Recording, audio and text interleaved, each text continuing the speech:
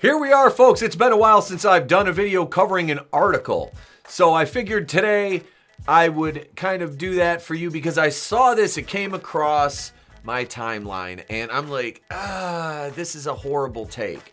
This is an absolute room temperature IQ take. But then again, this writer does work for Collider. Let's take a look at this article. What if I told you the 2018 Halloween is better than John Carpenter's original? The title of the article right there lets me know that this person has no clue what they're talking about. And when you dig into the guts of the article, which I'm not going to read in its entirety, we're just going to go through some points and I'll give you my thoughts on them. But this guy probably, I would say, thinks Mother is a fucking awesome like horror movie, like that elevated horror. I bet you this guy faps to Jordan Peele movies. It is kind of my thought process. And I might be being a bit harsh, but I mean, to have the audacity to call a movie that kicked off a trilogy and ignored one of the best sequels in horror in Halloween 2, I'll link that video in the description, and you can check that out if you haven't seen it yet. I did a video on what makes Halloween 2 so damn good. And this movie ignores that continuity completely. Sheer fucking hubris. To insinuate in any way that this movie, made by a complete fucking moron in David Gordon Green, I don't care what you say about David. Well, he made this and I don't care. His Halloween trilogy was garbage. It was literal hot garbage. Go back and watch my reviews. They're all in the Halloween playlist, the Halloween franchise playlist. I reviewed Halloween 2018, I reviewed Halloween Kills, and I reviewed Halloween Ends. And if you try to tell me that Halloween Ends is anything but an abject failure in every stretch of the imagination, that movie is akin, that is to the Halloween franchise with the rise of Skywalker, is to Star Wars. It is a Frankenstein's monster of a movie that should have never been released. It was awful. There's no redeeming qualities, and it's just sheer and utter garbage. This is by Michael John Petty. Michael John Petty. Well, it's that time of year again. With October here to stay, at least for a few more weeks, folks are flocking back to John Carpenter's original 1978 classic, Halloween, to celebrate the spooky season once more. First of all, if you're a horror fan, a true horror fan, you watch these movies all year. I don't go, there's not a month that goes by I don't watch at least a half dozen horror movies.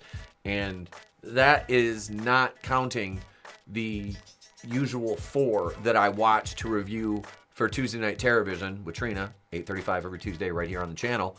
I just love horror. I love the movies, and it is a genre that has always spoke to me in a way that no other genre has. So, yeah, but I do understand it's more fun during October. You have the atmosphere and the environment of Halloween, and it's a fun thing to do. It really is. So I'm not poo-pooing that fact on, normie horror fans.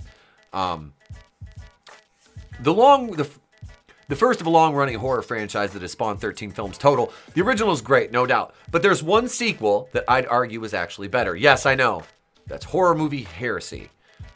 And maybe it is. But there's a real argument to be made for the 2018 revival picture, directed by David Gordon Green, is the best Haddonfield outing yet. Here we go. Stripping the franchise down to its bare essentials, the sequel is even more frightening than the original, and I think it's about time someone acknowledged it. Okay, right there. Deconstruction, stripping it down to the bare essentials. You're talking deconstruction of the franchise. Nope. You lost me right there. Opening paragraph, you already lost me. If you have any ability to discern subtext, that's what it is.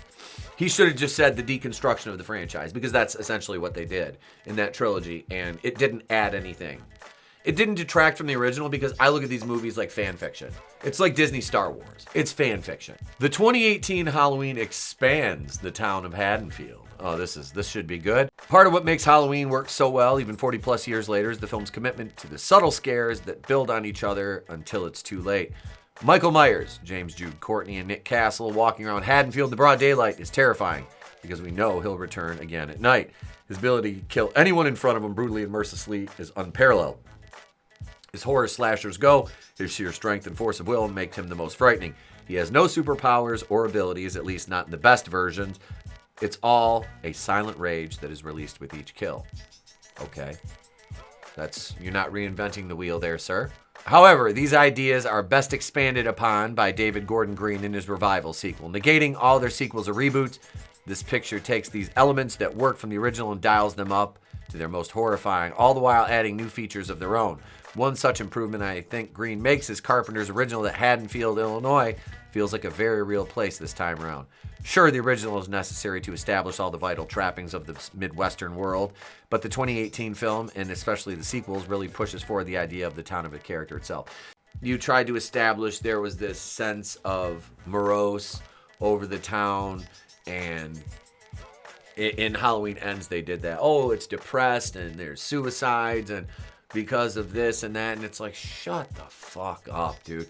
This is the problem with these pretentious assholes, is like David Gordon Green is a pretentious prick, like as a filmmaker. They tried to turn Halloween into some Darren Aronofsky-esque, like Mother, and it doesn't work with these slashers. It does not work. You cannot take a slasher and do elevated horror. For like the Jordan Peele crowd, the crowd that thinks Jordan Peele is the greatest thing since sliced bread now, and he's the horror guy. Jordan Peele made arguably 2 decent movies, but this Haddonfield, going back to the article, this Haddonfield feels lived in, populated, and real. It's not just some random town with a random killer. What? See right there, dude, what are you talking about? It's personal, even if Michael doesn't see it that way. Okay. You lost me. The town feels real. Like, Haddonfield always felt real to me. It never felt more real in the 2018 and the ensuing installments of the trilogy. It never felt real. It felt forced and ridiculous to me. You know, band geeks picking on a 21-year-old. Like, come on. This town feels real. Yeah, there's a bunch of fucking band nerds that kill a kid. Everybody running around. Evil dies tonight! The 2018 Halloween gives us Laurie Strode at her most unhinged. David Gordon Green tried to copy Terminator. He tried to copy Linda Hamilton in Terminator 2 with Laurie Strode. Not a great plan. Oh, I'm a doomsday prepper now. My whole house is a trap. I've been waiting for you, Michael. Women.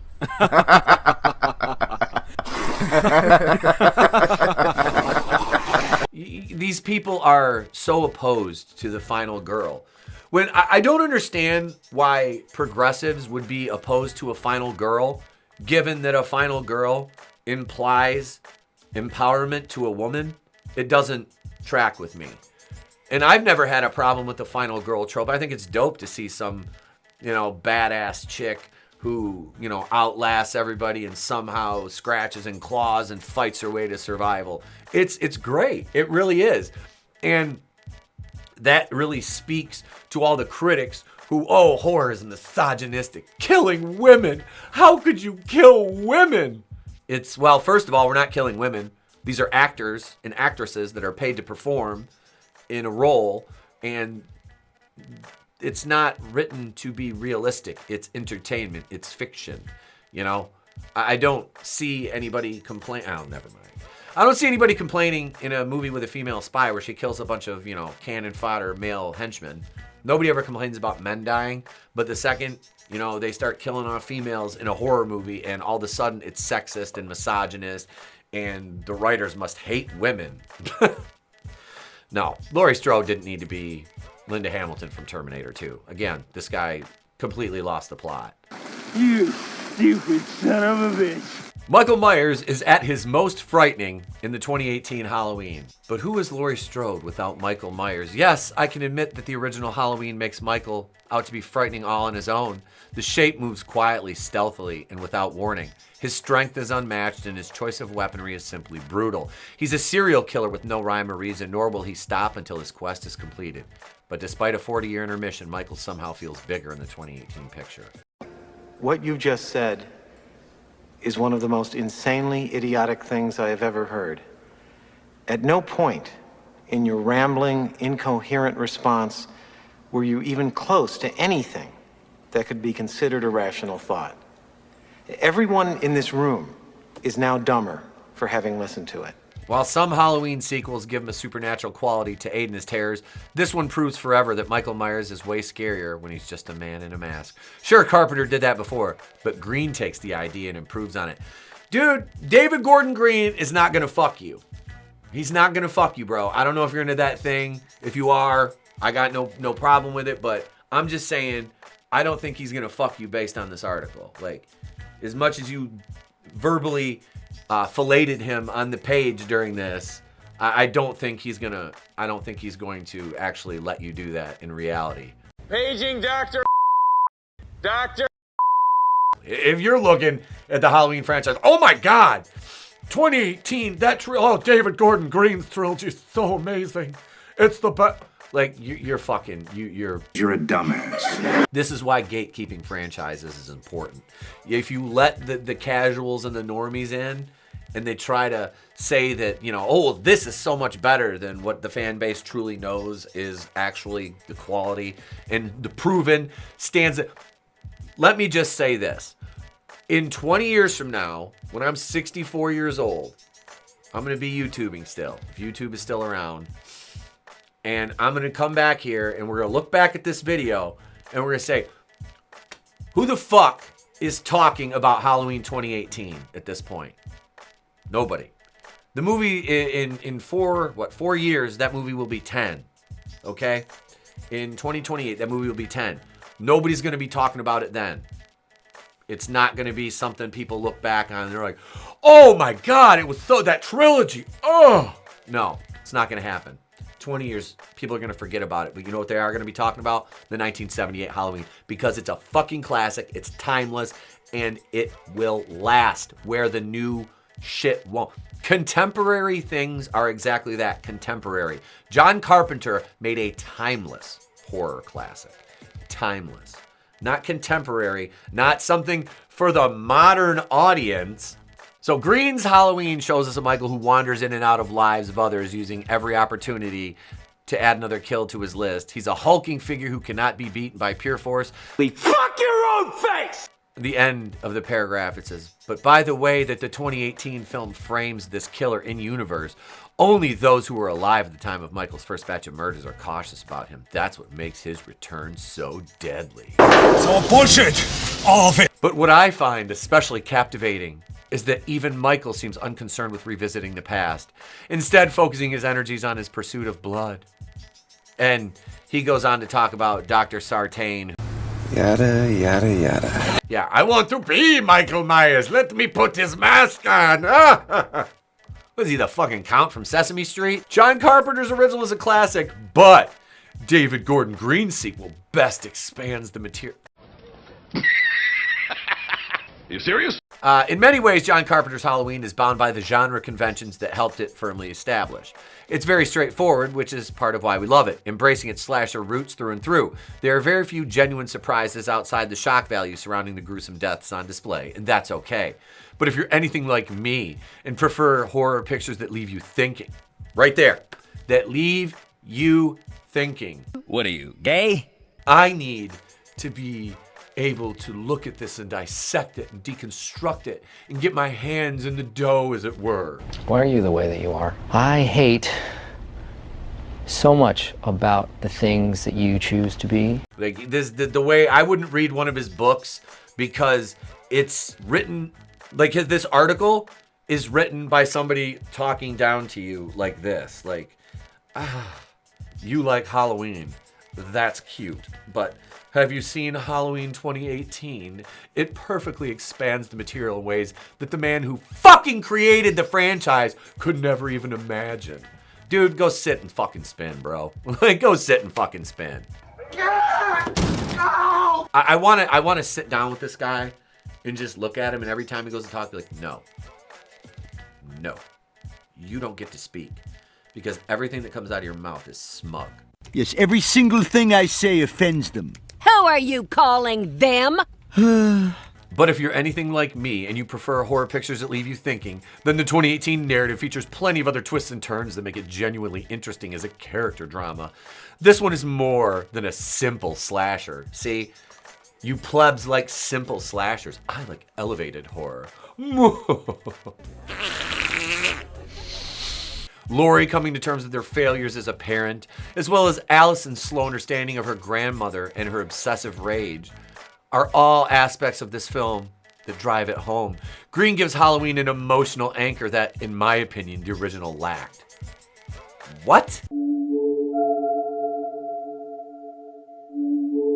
The revival sequel masterfully subverts the original, too. Masterfully subverts the original. Nah, dude. Okay, but that's worse. You have nothing else to say. His last... This guy, I'm not gonna give him any more fucking time. What I did want to do, though, is look at the comments on his article, because this is Collider. You're dreaming. The 2018 version is just like H2O Part 2. They should have left the Laurie Strode story at Resurrection, and the original is still the best. Tracy says, what? You're kidding, right? I mean, I didn't hate it, but seriously better than? Come on. Carpenter pretty much ran 100% on the original. He made people in suburban America feel uncomfortable with the reality that this could happen in their town. I doubt very seriously in 50 years people will be talking about Halloween 2018 or Kills. They'll still be talking about the original. That was exactly my point earlier. Bob, nope. Mike Drew 87. This article was hard to agree with. The original is one of the greatest horror movies ever. I have no clue why this person believes 2018 is better. But again, people now think Jordan Peele is the new horror guy, even though he made one good suspense thriller. Very sad. The last good Halloween movie was 1982's Halloween 3. I hated Halloween 2018. The beginning was awful, the scary scenes were funny, and the funny scenes landed flat, and only Curtis gave a half-decent performance. Good grief, give it a rest, bub. You're way off base, says Vasim. Highly disagree, says Austin. The 2018 movie was lacking in atmosphere compared to the original. It also wasn't as scary. It was missing the sense of dread. However, as far as reboots go, it was decent. Are you serious right now, bro? Like, are you serious right now? I wouldn't give the 2018 one any credit whatsoever. It deserves no credit. Why? Why do we have to praise things that aren't good? Did it make money? Yeah, but so did Pet Rocks and Ford Probes. So, go figure. Retards will spend money on anything. And people are so quick to want to glom onto something, especially franchise tourists. We allow franchise tourists to have a say in franchises that they don't understand, don't truly love and care for. And the same can be said of the creatives. Half the creatives are tourists. They don't care. It's when, oh, I love this franchise. And liar! This author, Michael John Petty, doesn't know jack shit about Halloween. He's a pretentious asshole writer. And that bleeds through in this article in the way he talks to the people reading the article, which is indicative of the way that creatives in this mainstream media, access media, and Hollywood are. They talk down their nose at the audience because they think they're better than the people that are paying to see them, you know, basically dance like trained seals. I just want to know what you guys think. Is there any fans of Halloween 2018 out there? If so, I'm sure you hate me in my review of the movie and the trilogy. But if you want to check it out and watch me eviscerate it, go ahead and leave your thoughts in the comments below, guys. Thank you for watching this long. This went on a little bit longer than I thought it would, but I appreciate you, channel members, patron backers. Thank you so much, everybody. We truly love you all here at the channel. From the Horsemen, from me, we appreciate you watching the content, you know, participating in the chats and the live streams, and supporting us. If you choose to financially, that's awesome. Links are in the description. If not, just subscribe. It's free. It always will be. Hit the like, ding the bell for notifications, leave a comment. I'm Etep from Wrestling with Horror. I will catch you guys on the next one. Remember, it's always better to burn out than fade away.